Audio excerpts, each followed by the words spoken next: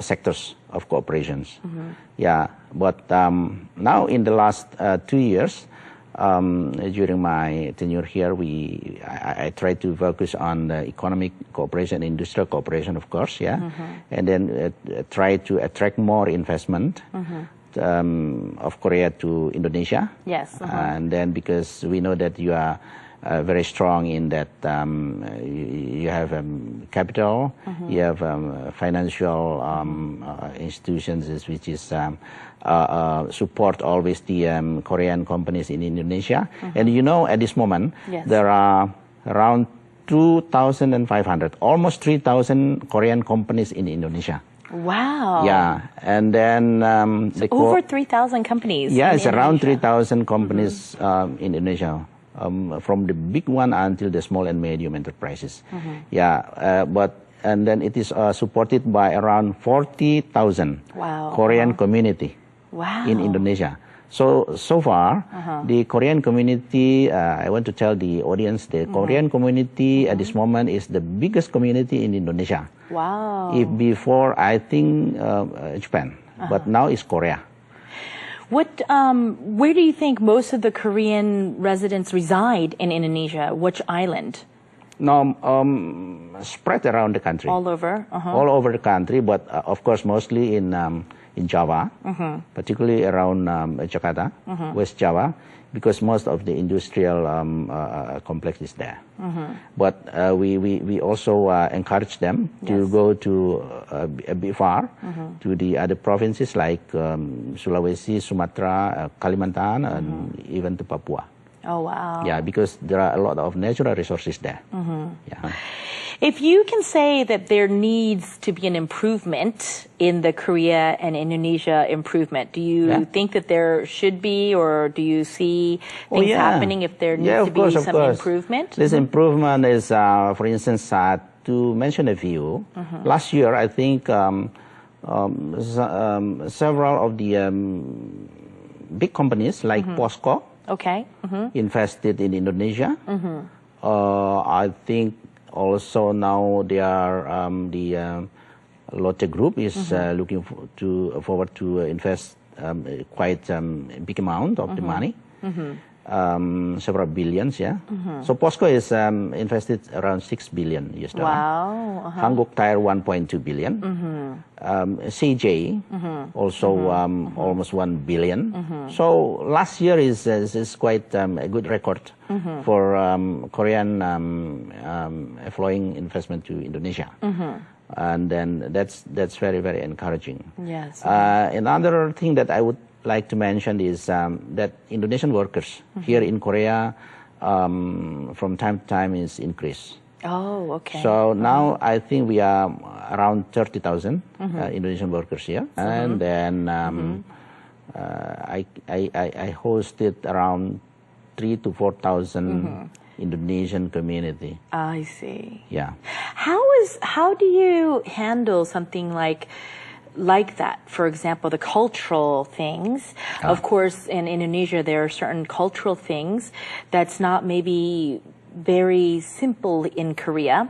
Yep. Now, how do you handle something like that? For example, yourself with your culture and religion, and then you have to meet so many people. Do you go through the fasting, or do you have to go more politically in your position? No, you know, we have an Panchashila, our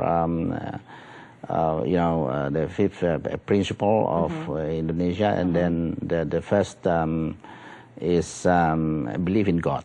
You know? Okay. So everybody should believe in God. So and that's why we live together peacefully. You know, so no problem. So I think this is a wonderful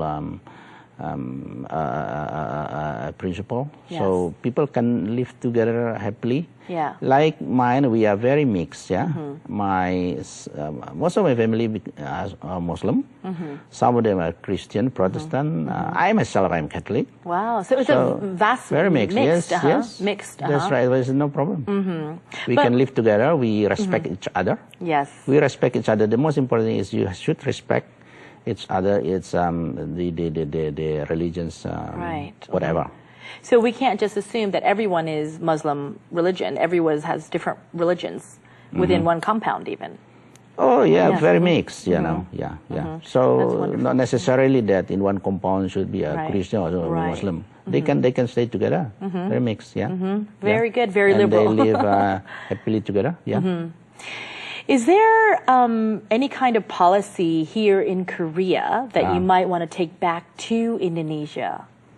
Well, I think I would like to tell the audience that you have many policies, which is for me is very, very good one for the emerging countries like Indonesia.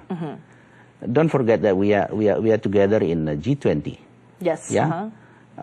Korea and Indonesia become a member of the G20.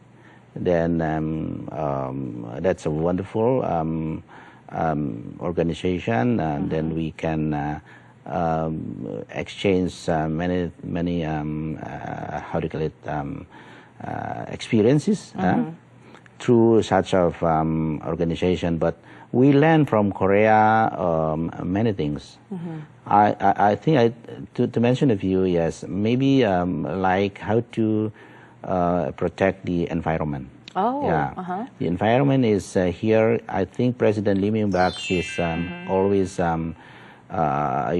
promote green growth. Yeah, and then I think that is very, very important one. Right. So Indonesia can learn the way of Korean people protect their environment. Yeah.